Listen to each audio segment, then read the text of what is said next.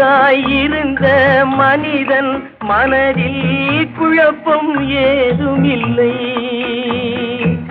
குடும்பம், மனைவி, அண்ணன், தம்பி, கூட்டம் சிறிதும் இல்லை.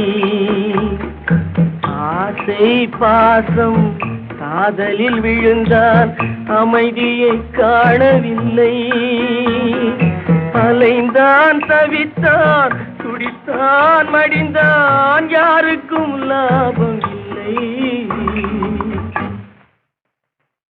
படைத்தானே படைத்தானே